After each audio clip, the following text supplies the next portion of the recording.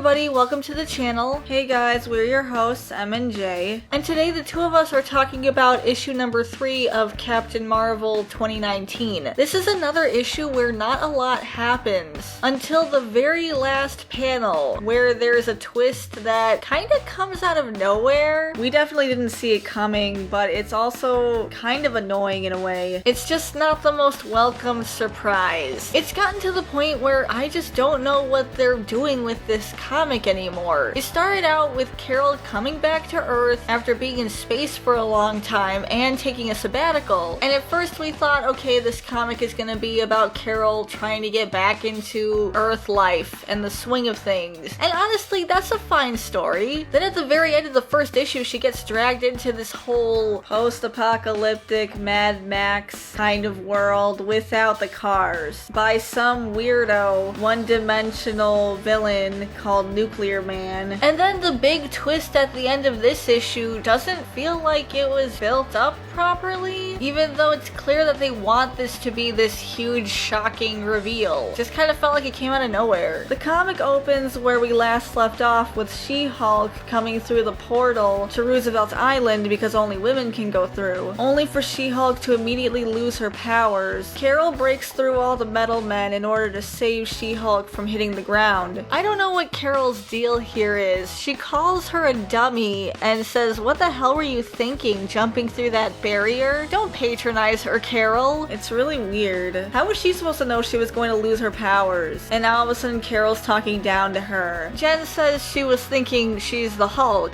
Carol says that's fair enough and explains that some people's powers aren't working on the island, but fortunately her powers are just fine. She just sounds so condescending. So now Carol's stuck holding Jen while she continues to fight the metal men. I don't understand why she doesn't just put Jen down, because she's basically fighting with one arm tied behind her back, and she's just carrying her around the battlefield. Meanwhile, Spider-Woman and Echo are in complete awe of Carol, and Spider-Woman says that fungus line again, that she's a lovely super-powered fungus. Honestly, this is not a compliment. I don't know why the writer is really fond of this fungus line. It's weird. It would have been nice if the artist had paid more attention to the way the panels were set up, because Echo is deaf and she can understand what people are saying based off of reading lips. But in this panel, Jessica is faced away from Maya, so it looks like they're just having a normal conversation, and like the artist forgot that Maya needs to read lips. But what's also weird is that Sam appears to be fine now. In the last issue, it looked like he got knocked out, but I guess he's okay, so moving on. So they defeat the metal men, and Carol asks Jessica to take Jen back to the medical bay so she can recover, while Carol goes to confront Sam about the whole prince and bride thing. Sam explains that he's actually Nuclear Man's son,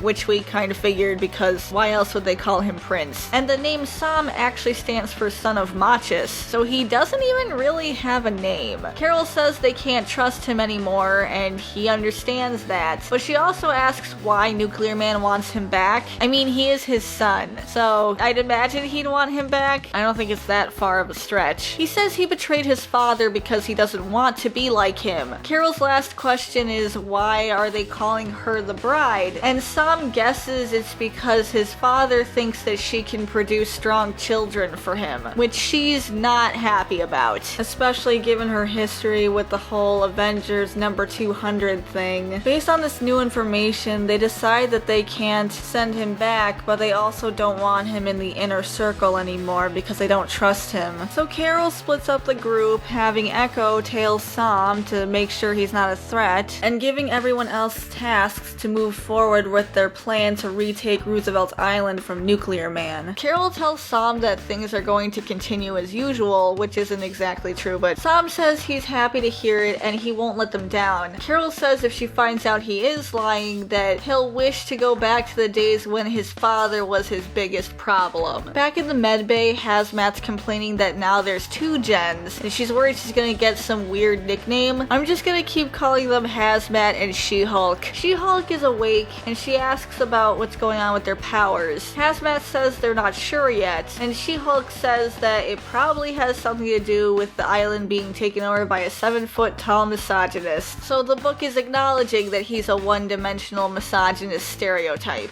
Afterwards, Carol goes to the medical bay to check on She-Hulk and asks how things are outside the island. She-Hulk tells her about how the boys tried to get through the barrier too, but it didn't work for them. And then they laugh about it. I don't know why they thought this was so funny. Hey, the heroes tried to help out and they failed. Isn't that hilarious? This comic is pretty wordy, and Carol goes on this long spiel about how they're building an army of women, and She-Hulk gets excited about that. So I guess Sam isn't included in this army. I mean, he was fighting alongside them, and he's been fighting for their cause longer than Carol has. She practically just got here. So they train the army and some time passes. Eventually Sam tells them that they found the tunnel that he actually used to escape the Citadel, and he thinks that they can go back through it. I don't know why it took them so long to find this tunnel. How did it get buried, and why didn't he remember where it was? He used it before. It's a tunnel, it's not like it moves. He suggests sending a small recon team first just to check it out, and Carol agrees, but she asks him to leave for a minute. So they're discussing if they can trust him or not when Echo comes out of nowhere and says that she believes he's clean. Carol says that's good because they're about to put this whole mission in his hands. They go through the tunnel and things are going pretty easy. Carol thinks too easy. She's getting this weird feeling, and I guess they're trying to set up the twist, but I think they're gonna have to elaborate more on this, at least for the sake of clarity, because it seems a little weird. We're almost there, don't worry. They come across a lab which Sam says wasn't there before, but they get interrupted by an alarm going off. Carol tells them to run while she distracts the metal men, because someone has to make it back to their base to tell everyone what they found. But Sam decides that now is the time to tell Carol everything. He explains that he's the one who put it in Nuclear Man's head to go after Carol by telling him that she'd be able to give him powerful children, but he was actually hoping that she was strong enough to save them all from Nuclear Man's dictatorship. Carol says that she is that hero and that we're all going to do it together, so I guess it's implying that she finally trusts Sam, or at least there aren't any more secrets between them. This is probably what Echo was talking about, that he was guilty of. Jess and Sam leave while Carol fights off metal men, but she still has this feeling that she's missing something, and then that something punches her in the face, and it turns out it's Rogue, of all people. Why? This is the twist. This is what they were leading up to. It's Rogue.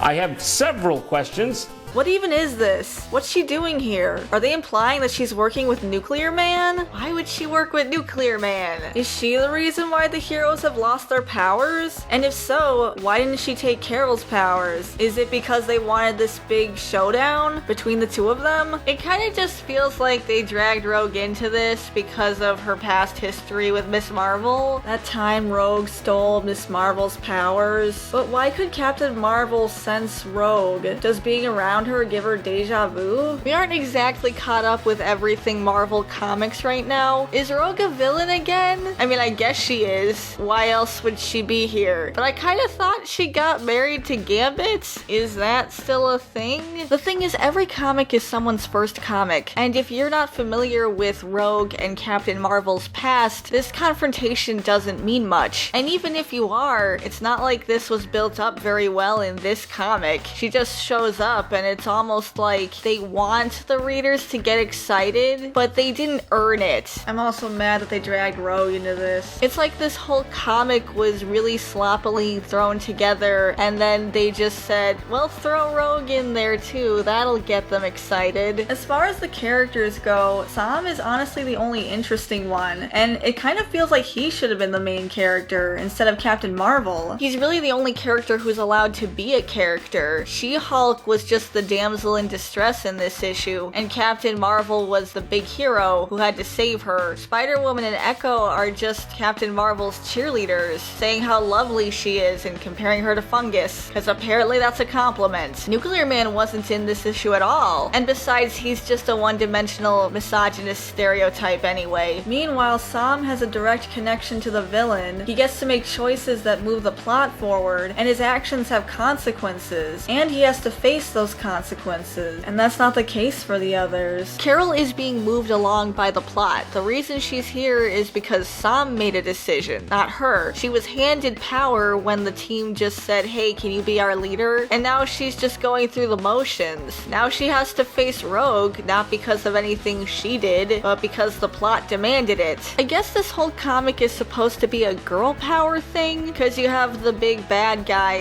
as this literal misogynist who's taken over a whole island of women, and now those women have to team up to take the island back. But the most interesting character is actually a male character, mostly because he gets to be a character. Everyone else is just there to fill a role. It's like they got so caught up in trying to have this girl power story that they forgot that stories need characters, and not just archetypes and roles to fill. I honestly feel bad for She-Hulk getting dragged in the way she did. Aside from the story problems, the writing in this comic really needs tightening up. A lot of the word bubbles are really wordy. It could have easily be reworded to say the same thing, but with half as many words. I got bored halfway through these word bubbles. Just say what you need to say and move on. The art's okay to look at, but sometimes things feel inconsistent, like Echo being deaf and needing to read lips. Seems like they forget about that sometimes. And also panel to panel or issue to issue, like Sam being knocked out and then being back in the fight. That was kind of confusing, but we got through it. We didn't see that twist coming, and we're honestly not impressed by it. It doesn't seem clever. Rogue is one of our favorite X-Men, so we are kind of curious to see what they do with her. Just hope they do her justice. Unfortunately, there's not much reason to read this comic. The Captain Marvel movie just came out, so you'd think that they would really want to make a strong Captain Marvel comic. But Captain Marvel also wasn't a very strong character in her own movie. If Marvel really wants to push this character as their flagship character, they've really got to rework her. I think she could be an interesting character if Marvel would let her be a character, stop worrying about making her represent girl power. But that's just our opinion. What do you guys think? Have you been reading the comics? Have you seen the movie? Do you think bringing Rogue into this comic was a good idea? Because honestly, we don't know where they're going with this, especially with her apparent connection to Nuclear Man. Let us know in the comments down below, and if you liked this video, you can give us a like and subscribe to our channel to see more content like this. Thanks for watching, everybody. Bye guys. Bye everyone.